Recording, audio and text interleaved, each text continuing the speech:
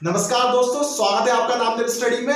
आज के इस वीडियो में हम देखेंगे रक्त का थक्का यानी कि ब्लड क्लॉटिंग होती क्या है और ये कैसे होती है। साथ ही दोस्तों हम ये देखेंगे इसमें विटामिन के जो कि इसके लिए महत्वपूर्ण भूमिका अदा करता है वो कैसे काम करता है, और साथ ही इस विटामिन के का दुश्मन यानी कि एंटी क्लॉटिंग कहा जाता है जिसे हेपेरिन नाम का पदार्थ ये क्यों रक्त का थक्का नहीं जमने देता।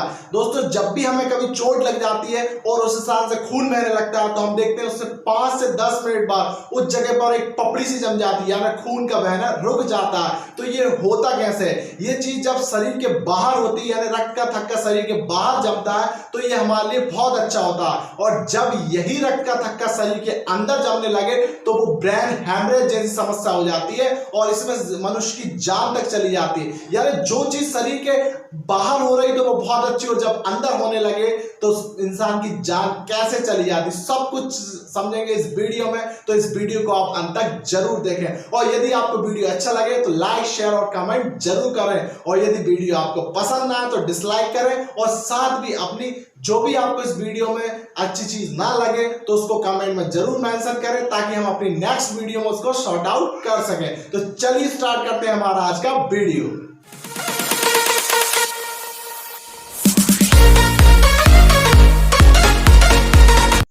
रक्त का थक्का यानी ब्लड क्लॉटिंग को समझने से पहले दोस्तों हम खून की यानी ब्लड की कुछ बेसिक चीजें समझ लेते हैं ताकि आपको ब्लड क्लॉटिंग समझने में आसानी हो। तो हम देखते हैं ब्लड होता क्या है। दोस्तों ब्लड हमारे शरीर का कनेक्टिंग टिश्यू होता है जो हमारे सभी पार्ट्स को आपस में कनेक्ट करके रहता है, और जो कंटिन्यू हमारे शरीर में ब्लड बहता रहता है यानी कि फ्लो होता रहता है, जिसके जाने की स्पीड 120 होती है तथा आने की स्पीड 80 होती है, जिसे हम सामान्यतः ब्लड प्रेशर यानी कि बीपी के नाम से भी जानते हैं। और ये सामान्यतः मनुष्य का ब्लड प्रेशर 120/80 mmHg होता है यानी 120 की स्पीड से ज्यादा 80 की स्पीड से। अब देखते हैं दोस्तों ब्लड बनता कहाँ है। ब्लड हमारे अस्थि मज्जा यानी बोन मैरो बनता है जो कि हमारे हड्डियों के बीच में होता है। अब ये तो सामान्यतः नेचुरल यदि हमारा जन्म होगा उसके बाद ब्लड बनता है। भ्रूण में ये ब्लड कहाँ बनता है?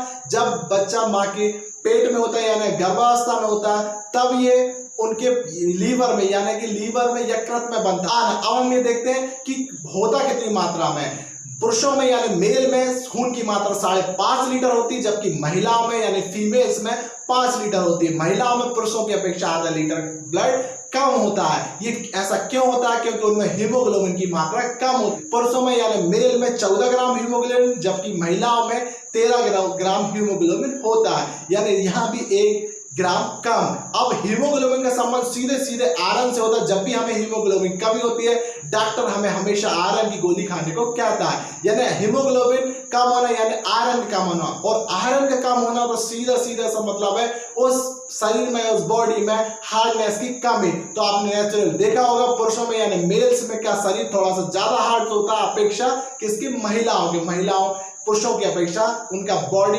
कम हार्ड होती है। अब दोस्तों देखते हैं कि जो हमारा ब्लड है वो किन किन चीजों से मिलकर बना होता है। हमारे ब्लड के हम 2 पार्ट करते हैं, इसमें एक पार्ट होता है प्लाज्मा तो दूसरा पार्ट होता है 40% जिसमें होता है आरबीसी, डब्ल्यूबीसी तथा प्लेटलेट, यानी जो 60% पार्ट होता है वो प्लाज्मा होता है।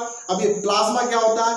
प्लाज्मा एक लिक्विड पदार्थ है, यानी कि हम किसी चीज का जो तरल पदार्थ होगा यानी हमारा ब्लड का जो तरल पदार्थ है वो प्लाज्मा है। बाकी जो ऊपर का कहते हैं ना कुछ रुद्राणु टाइप के प्लेटलेट्स वो सभी आ गया इस 40% पार्ट में। इसको हम एक एग्जांपल समझ सकते हैं कि दूध में शक्कर डालेंगे और उसको हम घोलेंगे, यानी दूध का जो लिक्विड वाला पार्ट हो गया वो हमारा प्लाज्मा हो गया, जो शक्कर वाला पार्ट हो गया जो छान के हम अलग कर सकते हैं वो हो गया हमारा प्लेटलेट्स, आरबीसी और डब्ल्यूबीसी। अब हम ये देखते हैं कि ब्लड का थक्का जमता कैसे है। जब भी दोस्तों हमें कभी चोट लग जाती है, कट जाते हैं तो उसमें से ब्लडिंग होने लगती है, यानी कि उस हिस्सा जहां भी हमारी चोट लगी है वह हिस्सा वायु के संपर्क में आ जाता है। जैसे ही वो वायु के संपर्क में आया तब हमारे शरीर में यानी कि हमारे शरीर के ब्लड में पहले से उपस्थित कैल्शियम, फाइब्रोनिजन, थ्रोम्बिन और विटामिन के, ये चारों चीजें कौन कौन? थ्रोम्बिन, विटामिन के, कैल्शियम और फाइब्रोनोजेन, ये आप पहले से मौजूद होते हैं और जैसे ही इनको एयर मिलती है, वायु के संपर्क में आ जाते हैं, ये हरकत में आने काम करना स्टार्ट कर देते हैं और वहीं वहां पहुंच जाते हैं जहां पर चोट लगी हुई है या फिर ब्लड निकलना स्टार्ट हो गया। और जैसे ही हवा इनको मिली है, इनने काम करना स्टार्ट किया। फाइब्रोनोजेन जो कि एक प्रोटीन होता है, वह जाली के समान काम करता है और वहां जाके जाली लगा देता है और उसके बाद अब जाली में से ब्लड हल्का हल्का तो बहता है लेकिन कंटिन्यू रुकता नहीं है, तो उसमें आरबीसी, डब्ल्यूबीसी तथा प्लेटलेट्स आपके चिपक जाते हैं, जिससे वह पूरी एक तरफ जाम हो जाता है और आप 4 से 5 मिनट बाद देखेंगे कि वहां पर एक पपड़ी से जम जाती है, उसी को खून का बहना यानी रक्त का थक्का जमना कहते हैं। और आप जब भी कभी आपको चोट लगती हो, आप देखते हो दोस्तों, आप हल्के से दबा रहते हैं और 5 से 7 मिनट दबा रहते हैं। इसको इसी मेथड को कैस्केडिंग मेथड बोलते हैं, यानी जितनी देर आप दबाते हैं या खून का रक्त का थक्का जमता है, उस मेथड को कैस्केडिंग कहते हैं। ये 5 से 10 मिनट के बीच में होती है। अब इन चारों ने मिलके तो शरीर के बाहर रक्त का थक्का जमा दिया, लेकिन ये चारों मिलके अंदर भी तो रक्त का थक्का जमा सकते हैं, बिल्कुल जमा देते हैं, लेकिन इनका भी एक दुश्मन होता है, ये चारों को अकेले हैंडल करता है, जिसका नाम है हेपेरिन। जी हाँ दोस्तों, हेपेरिन खून का रक्त का थक्का नहीं जमने देता, यानी जब जहां भी हेपेरिन होगा पूरे हमारे बॉडी के ब्लड्स में हेपेरिन मौजूद होता है और ये ब्लड का थक्का नहीं जमने देता, यानी इन चारों पर अकेला हावी होता है। लेकिन इसके साथ यानी हेपेरिन के साथ भी एक बड़ी समस्या होती है, क्योंकि अब हमें ब्लड का थक्का यानी रक्त का थक्का जमवाना भी है, जब हमें यानी कि हमारे शरीर के बाहर रक्त का थक्का जमना चाहिए लेकिन शरीर के अंदर नहीं जमना चाहिए। तो शरीर के अंदर यानी कि बॉडी के अंदर रक्त का थक्का ना जमे, इसके लिए हेपेरिन लगा रहता है, यानी ये एक एंटी क्लोटिंग है, यानी ये रक्त का थक्का जमना नहीं देता। ये चारों जब चाहे तब रक्त का थक्का यानी ब्लड क्लोटिंग कर सकते हैं, लेकिन जब तक हेपेरिन मौजूद है हमारे ब्लड के अंदर, ये रक्त का थक्का नहीं जमने देता।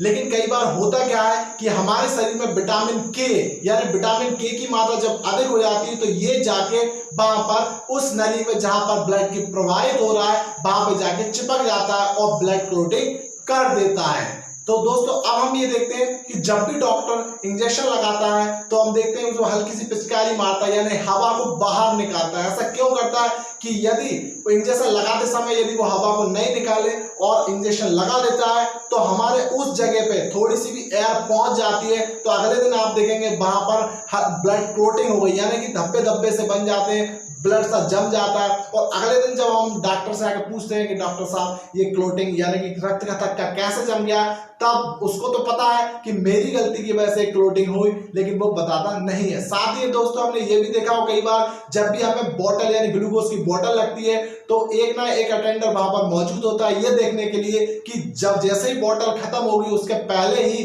दूसरी बोतल लगाना है या निकाल देना है। तो क्योंकि यदि बोतल नहीं निकाली गई और उसमें से एयर चली गई तो हमारी पूरी बॉडी के अंदर क्या होगा, ब्लड क्लोटिंग हो जाएगी, यानी रक्त का थक्का जम जाएगा, बैंस यानी ब्लड रुक जाएगा वहां पे। और यदि यही क्लोटिंग शरीर में, माइंड में, दिमाग में हो गई तो ब्रेन हैमरेज हो जाएगा और उस मनुष्य की जान चली जाएगी। तो दोस्तों आपको ब्लड क्लोटिंग कैसे होती है और हेपेरिन इसको कैसे रोकता है, आपको ये सभी चीजें क्लियर हो गई होंगी। यदि आपको ये वीडियो अच्छा लगे तो लाइक शेयर कमेंट जरूर करें। जय हिंद दोस्तों।